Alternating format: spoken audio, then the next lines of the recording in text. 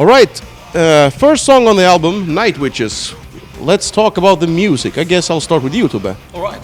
Well, the music for Night Witches is actually it's one of my favorites. It reminds me a lot of Judas Priest, kind of accept style. It's really cool, metal, tough and hard. Really? Any complaints or ideas? Yeah, I got to play the old guitar solos on that song, so I'm happy. No, again, but it's a very good opening song for the album. It's so, like Tobbe said, Judas Priest style, and it's really hard. And you get into it, so you get a good feeling for the whole album. Lyrically, it's about... Actually, we didn't plan this at all, but it turns out it's about female bomber pilots, the Russian 588th Bomber Regiment, and it's quite a fantastic story. Actually, they flew really old World War I planes made only of wood and canvas. And what happened was, since they couldn't fly away, from a battle or anything, they used stealth instead. So they would fly really high, and then they would turn their engines off and glide for several kilometers, and then dive like hell down, and they would release their bombs. At that point, they would turn on the engine and run away. And they got their nickname Night Witches when, because the sound their planes made when they were going reminded their enemies about the broomsticks of the witches.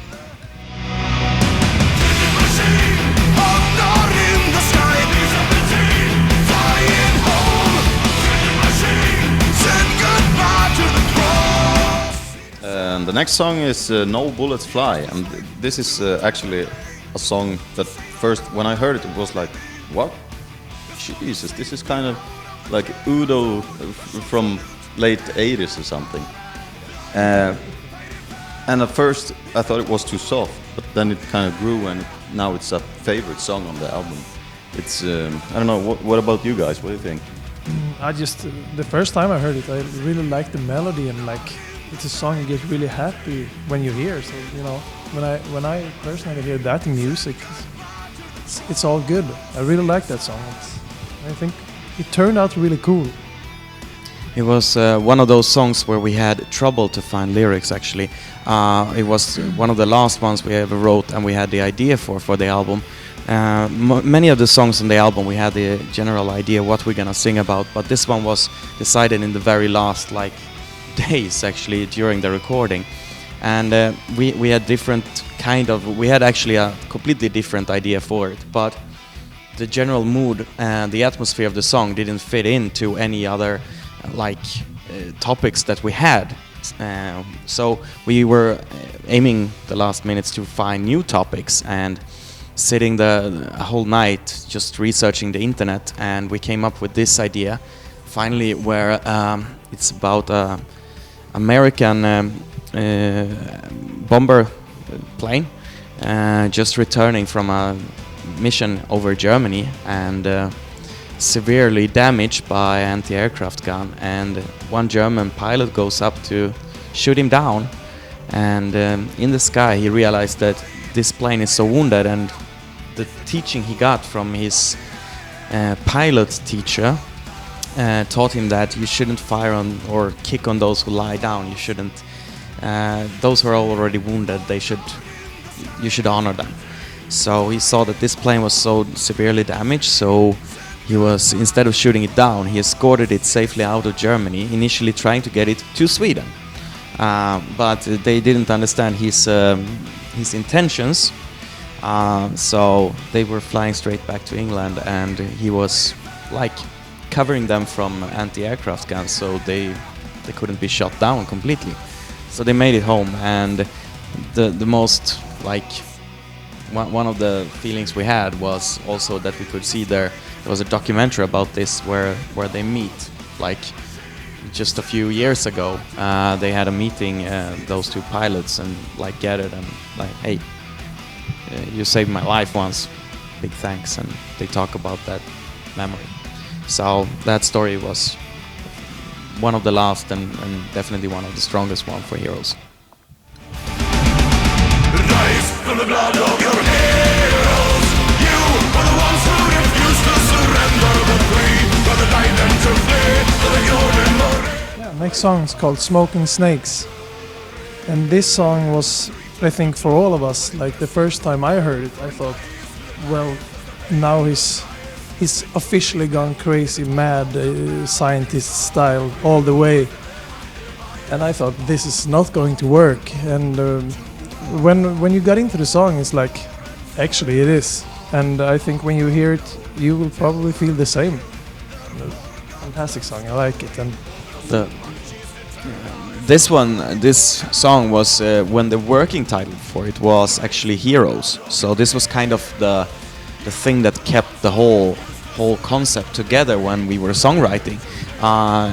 The file startup was called Heroes, and yeah, we kind of had it in our back for the whole recording. That if there was gonna be one song, it's gonna be the title track. It would be this one. Oh, you were thinking about another one? Yeah. Ah, nice one. Yeah. We still can't remember what the real songs are called because we only remember them by the names we called them. Yeah. Anyway, this one, I remember writing this one very clearly because this is in backstage in a very, very small and dirty backstage in Glasgow, 2012. I went to a music store, bought a synthesizer, and I was tweaking around with the sounds, and all of a sudden, I mean, we had been talking about making an album called Heroes, about heroes, focusing on the individual achievements rather than the big picture of war. And I still remember writing these melodies, you know, in November, December 2012. I think 80% of the song was done even before we left the venue that day. I don't think there's any song on this album that is more Sabaton than this. I mean, to be honest, if I wanted to present somebody, you know, who never heard Sabaton, oh, I don't know what's this about, that's the song you want to play, because it's everything from 40 to 1 to everything more. It's like Sabaton on steroids, you know. So I really enjoyed doing that one, and I had a rule that was I would not even start the pre-production of any kind until the whole song is done. So that one is written completely by me, basically, on a piano, and I didn't even start the pre-production until October. That's when I had the final pieces. So basically I wrote the first 80% in December 2012, and the rest took almost 2 years to do. And the lyrics on that one was one of those songs inspired by thoughts sent in by fans, actually. And since Coat of Arms recording, we have saved a lot of fan emails with those kind of inspirational things. We would never have heard about this unless it was sent in by fans. So one of those stories that stayed with us for a long time.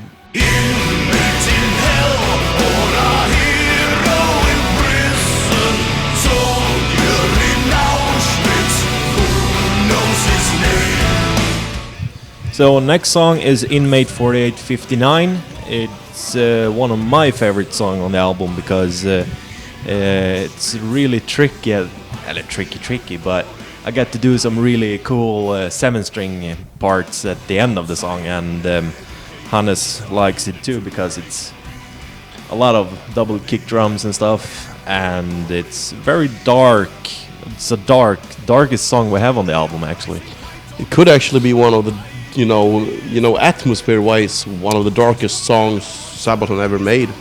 I mean, could be because I wrote this with our producer Peter Tägtgren. Maybe you know him from the bands Pain or Hypocrisy, and he's been producing a lot of other bands as well.